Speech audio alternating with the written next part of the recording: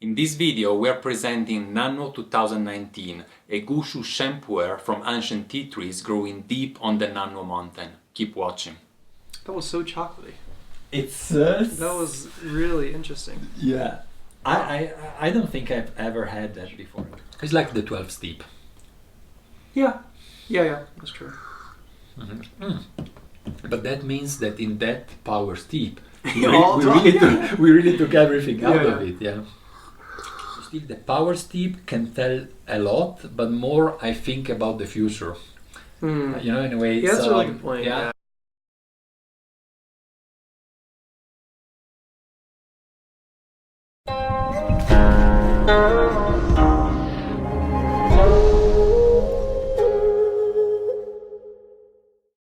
Hi guys, this is Gabriele from Nannuoshan, and today I have the pleasure of sharing my gongfu cha table with Brian. Hi guys. And as you know, we are here to share the pleasure of drinking and discovering genuine farm tea. And if you're new here and you're also looking forward to expand your tea horizon and improve your brewing skills and tea knowledge, then make sure to click on the subscribe button. So today we're going to speak about this tea here. This is Gushu Sheng Pu'er from Nannuo Mountain. You know that our shop is called Nannuoshan, but Nannuoshan is not only the name of our shop, it's first of all and most importantly the name of a very famous Puerh tea mountain. And the Nannuo Mountain, Shan means mountain in Chinese, so Nannuoshan means Nannuo Mountain. And Nannuoshan is in the very south of Yunnan, in the Sichuan prefecture, on the west side of the Mekong River. So if you start off from Jinghong and you go along the street that bring you to Menghai, pretty much half of the way on the left hand side, so on the southern side, there is Nannuoshan. It is I would say medium-sized mountain. Opposite of it there is Mengsong, which is a larger mountain and also famous for pu'er, and pretty much deep on the mountain. You cannot see that actually from the street. There is a small village where with a lot of ancient tea trees. So Nannuoshan sometimes is accounted among the 6 famous pu'er tea mountain. There are different opinions about which are the 6 most famous, sometimes is accounted for, and is definitely one of the pu'er mountain with most ancient tea trees, so in Chinese Gushu, old tree. And as I say that, I decided today to share with you this tea and not alone but together with Brian.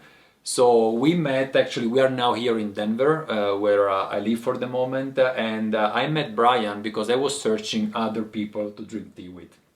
So just searching online, and I found that there is a Colorado Tea Society that is mainly meeting in Boulder. Yeah, mainly. Yeah, we have some meets down here in Denver as well. Yeah, for sure. But Brian is the founder of this Colorado Tea Society, and he's organized at least once a month meetup.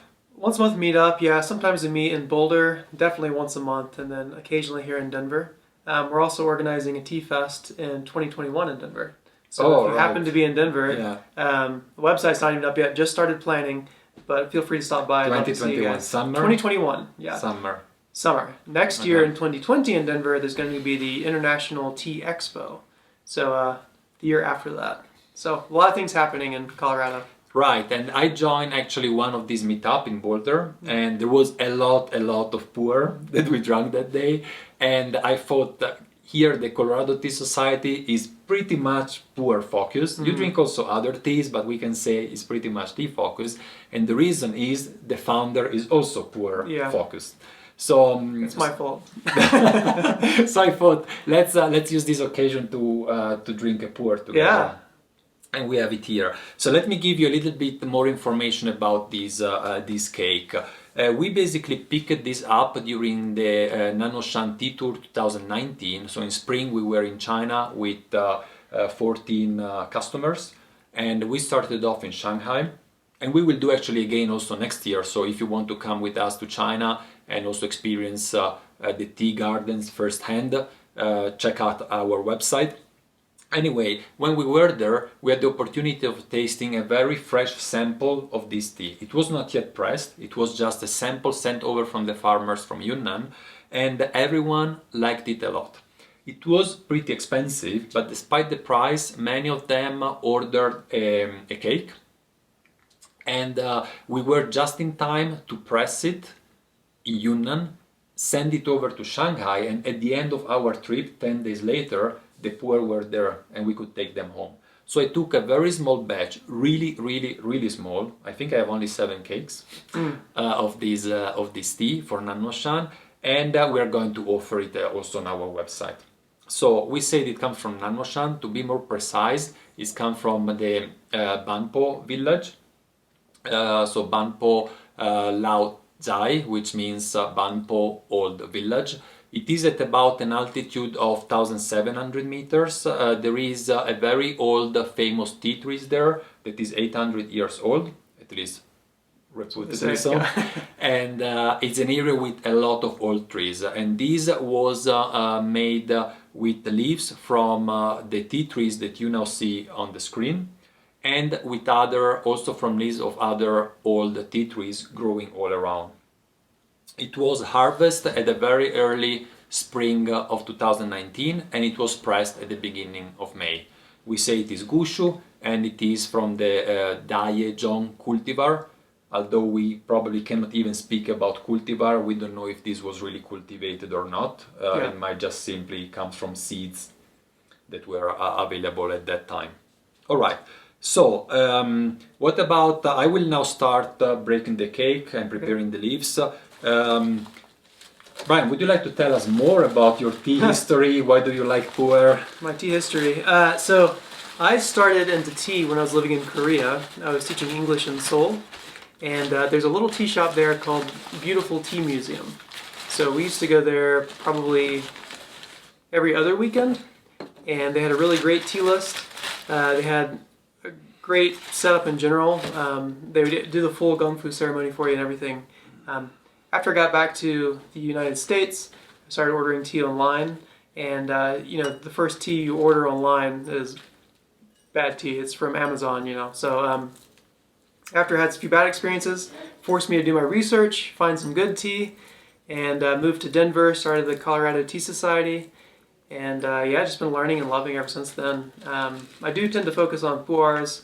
I also really enjoy green oolongs, and any tea really, but tend to focus on Sheng Pu'er. Like Tieguanyin or... Yeah, Tieguanyin, yeah, okay. For example. Yeah.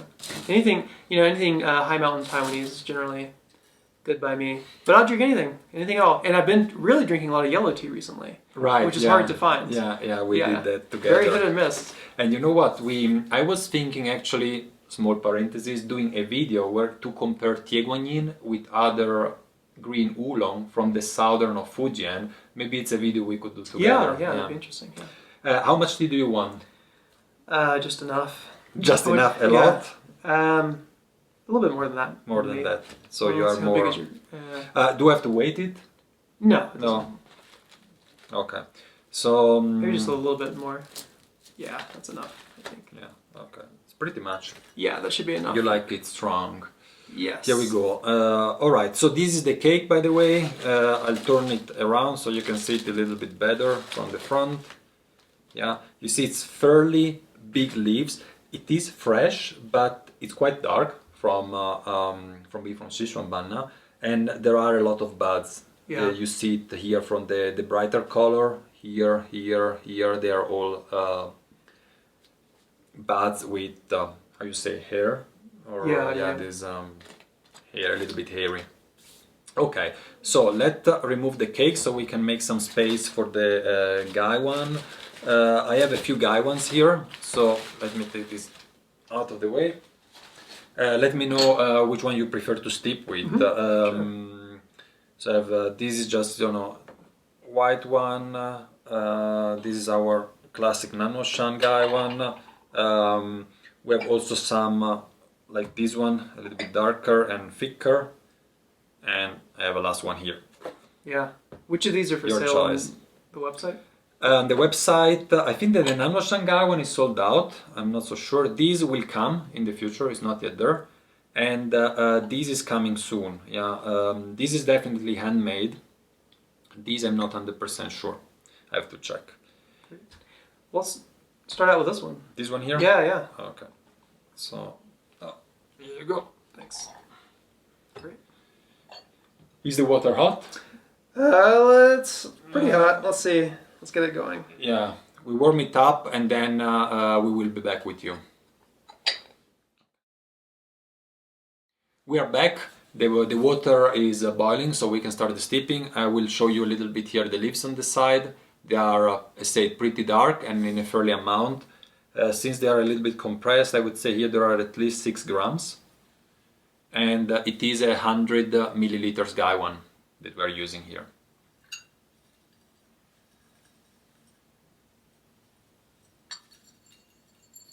Okay, here we go. Oh, maybe I asked for too much. We'll stick with that. Yeah, that's fine. Yeah, it was too aggressive. All right. So I'm going to do a quick rinse. You want to do a rinse? So we can use this here. Okay.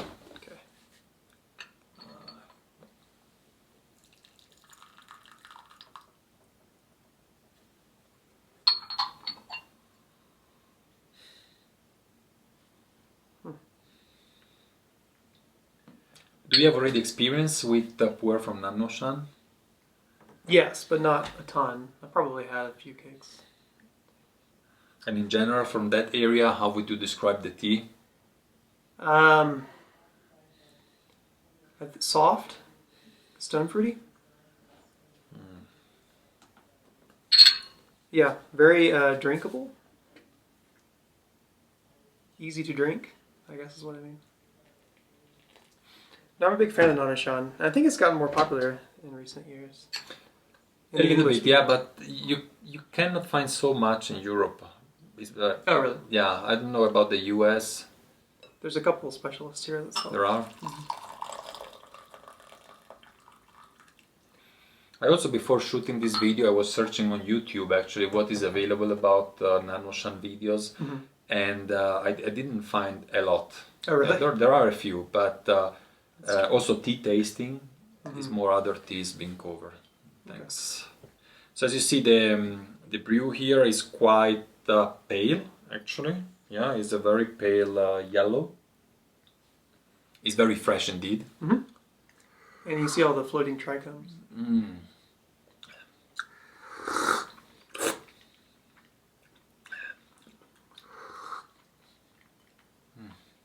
It's almost like a white grapefruit or a white grape juice.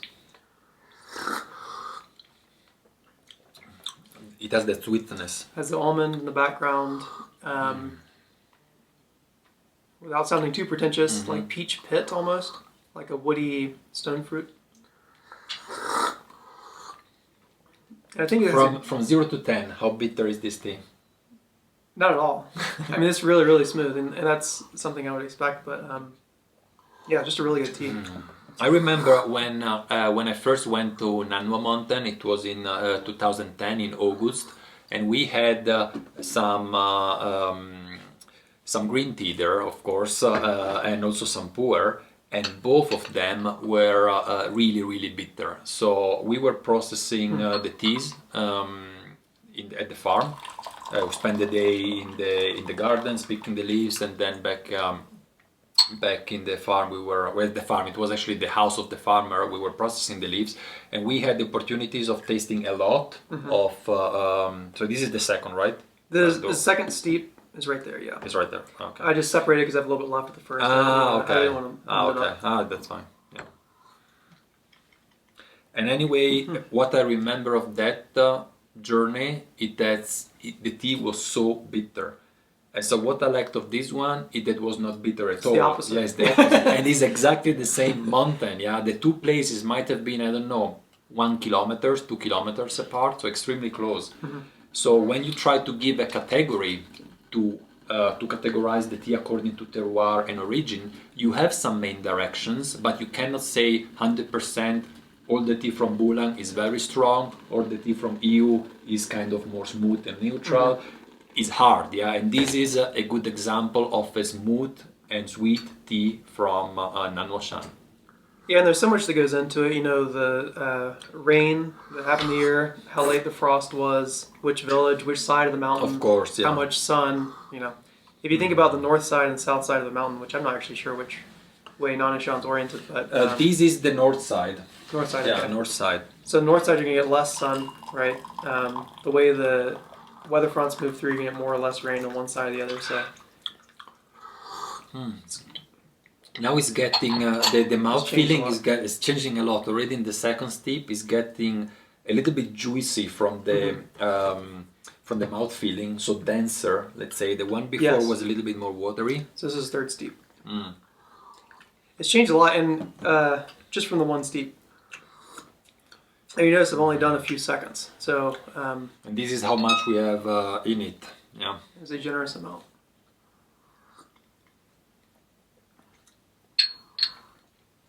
Actually, you mentioned Yiwu, and the second steep has a little bit of Yiwu character almost into it. You know. And now in the third one, I completely agree with the stone fruity note of the first steeps. In the third one, I don't feel that anymore, and there is a vegetal. It's very difficult to describe. It's a typical taste that I find in Puerh from time to time. Like green beans? Green beans, corn? maybe even a little bit of asparagus or spinach or all together. So I would say more baked, cooked greens rather than fresh. Yeah. You can pick it up in the aroma too. Almost like beans or something, like cannelli bean or something. Yeah. But yeah, I'm getting that too. It changes a lot, right? It has these... The mouthfeel's getting a little bit more astringent too. And it's a really young tea, so you'd expect that. It's not yet yet pulling here, Right. but I guess maybe with the next steep, it might come a little bit. Yeah, there's the fourth steep there. That's the fourth already. Yeah, we like to drink tea fast. So that's the way they do it, the Colorado Tea Society. If you're going to a meeting with them, prepare in 2 hours. You will drink 10 different pu'er, and they won't waste any leaf. It means for each pu'er you do tons of steeping. They keep on steeping all the time. Yeah.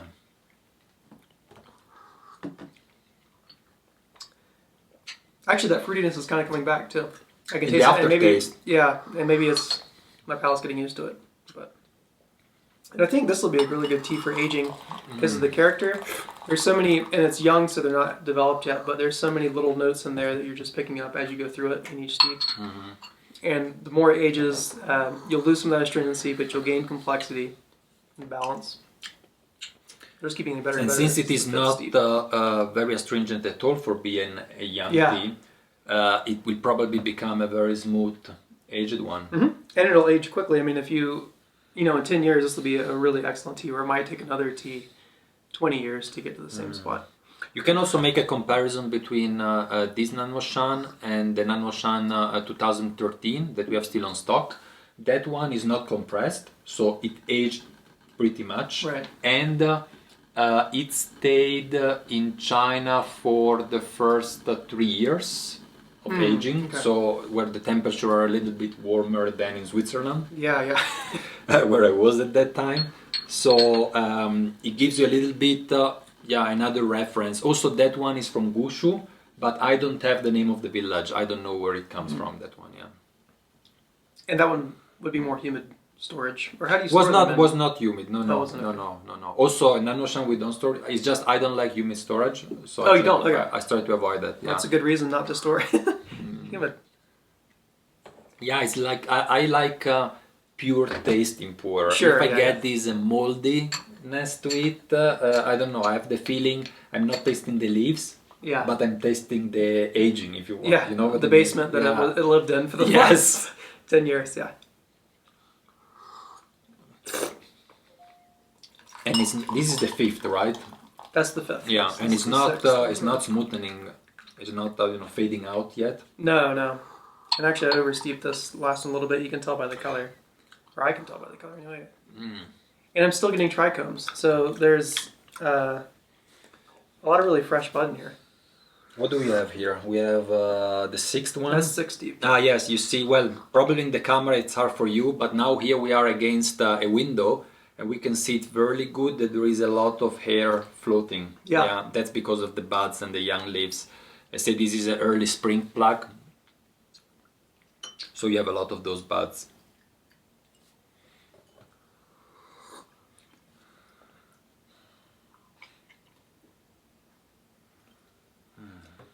And you know, so this is 2019 or 2018? 19, yeah. 19. It's just And this it's so soft for 19. Because normally with a 19 this fresh, and this was picked this spring, would be what we call in the group is a stomach churner. Really? In other words, it hits your stomach and you're, you know, you have to eat some bread afterwards. But this is very smooth, so definitely exceptional. If you have very fresh pu'er, it's like very fresh green tea. Actually, the difference between a fresh pu'er and a fresh green tea is not much in the processing. Yeah, right. And so it's pretty hard for your stomach. You definitely want to put some food on it before getting tea drunk.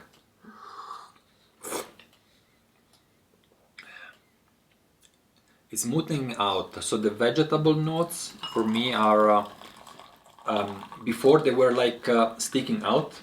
Yeah, as soon as I put that, very prominent and a little bit pungent maybe. And now it's the taste is rounder, is smoother. We are at the sixth one. Oh, this is 7 too. So that one is the 7th. Yeah, this is the 7th, and you can notice the brew anyway, the color. Yeah. Right, it's about the same. So this is really holding up well for 7 steeps. So which is this one is a 7th? That's 7th, yeah. Well, they're both 7th. They're both 7. Yeah. Okay. When I was at with the Colorado Tea Society, they did what they call a power brewing. So basically, once the tea was already finished, actually, you pour boiling water and you leave it there for how long? As long as, well, it doesn't really matter how long.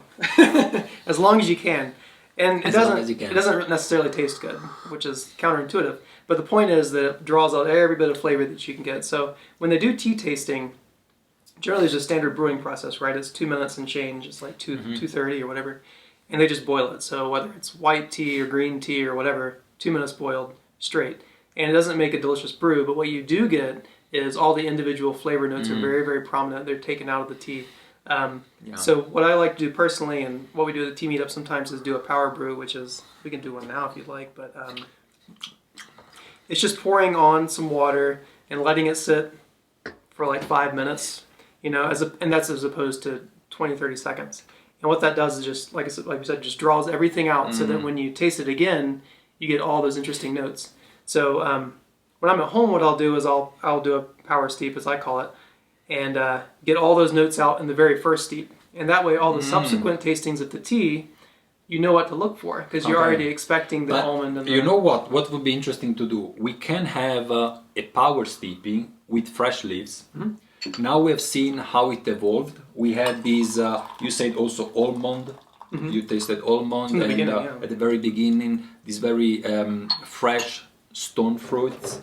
And very smooth. Then we had these vegetal notes. Then it rounded the tea, and now we are at the 8th steep. Yes. And let's see how it is. And then when we pour maybe the same amount of leaves for 5 or 10 minutes, we will see what it comes out. Definitely bitterness, but you have to go one step over. You have to forget the bitterness, get used to the bitterness. Like when you drink an espresso.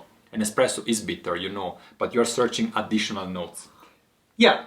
And the bitterness is linked with the flavor, so the more flavor you have, the more bitter you have. More flavor you have, so it's just something you have to kind of get over.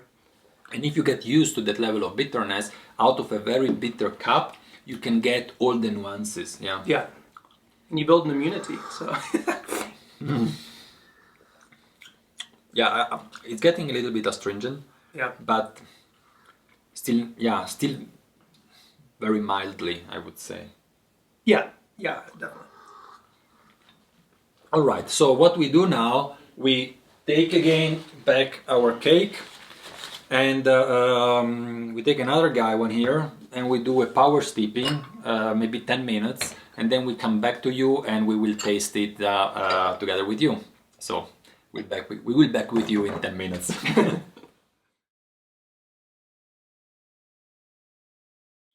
we are back. We have been doing the power steeping here for about 10 minutes. And in the meanwhile, we have done how many steeping of this one? This is the 12th steep here. The 12th. So Yeah, here it's we on the have the 12th. So we're going to try the 12th one and then we go for the power.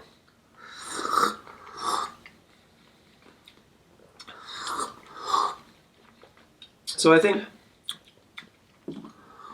this is a decent steep. At 12, I don't think I'd steep any more than this.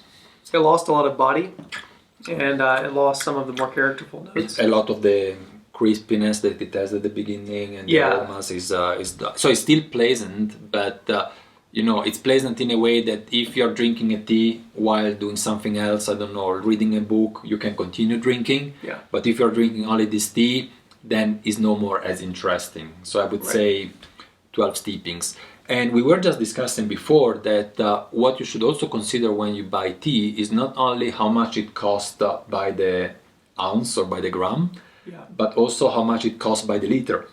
Yeah, because how many grams? We probably had 6 grams in here. Yeah. And we got 12 steeps out of it. Actually, and that was 2 cups each. So and 2 cups each. So 24 cups of tea. That's with not 6 a bad grams deal. of leaves. Yeah. And at the same time, you have also to consider how this tea will evolve. Yeah. Because now it's fresh, but you will get more and more steeping with time. Right. So you could buy a cheaper Sheng Pu'er, but if you do, you might only get 5 or 6 good steeps out of it. I prefer buying higher quality stuff so that I can get more steeps. Mm-hmm. Each steep tastes better, and by volume, you get a better deal, I think. I think we will also sell this tea either by 20 grams or by 50 grams, I have to see. So the Bing Cha is just a 200 gram Bing Cha. I know that for many of you, even for me sometimes, you know, you don't want really to spend all that money for just a Bing Cha. So we will break the cake for you so that you can try also lower quantity. Yeah. Let's try the power steep. All right, let's go for it. So again, the goal of this is just to get all the flavor out. Not to make a tasty brew.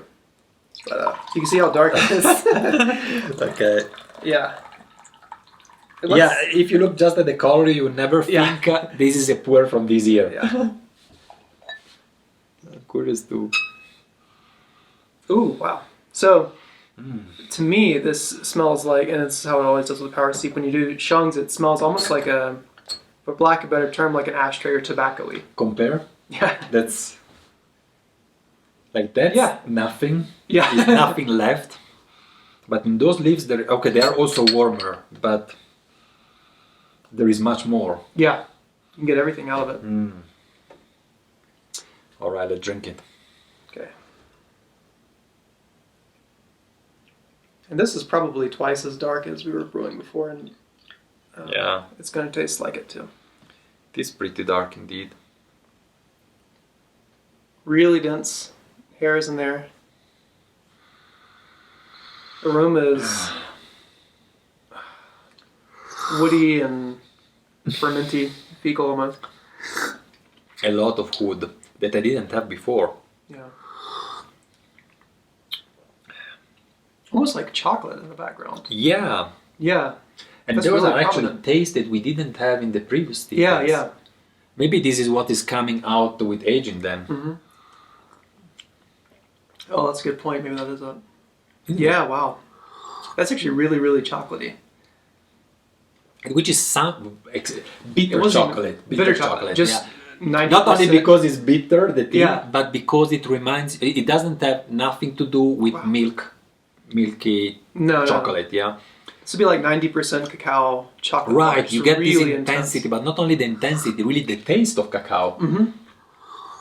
That's really strange. I've actually never tasted that chocolatey of a pu'er. It's super interesting. I like this power steeping. I have to do it more. And a little bit of red wine. I guess it brings out the tannins, and it's just a really rich, interesting brew. And it's extremely bitter, but is a round bitterness. Yeah. You know what I mean? It's like bitter chocolate. For those of you like me that really like bitter chocolate, is a positive bitterness. Yeah. Yeah, the mouthfeel is good, and there's actually not much astringency in comparison to the bitterness, I don't think.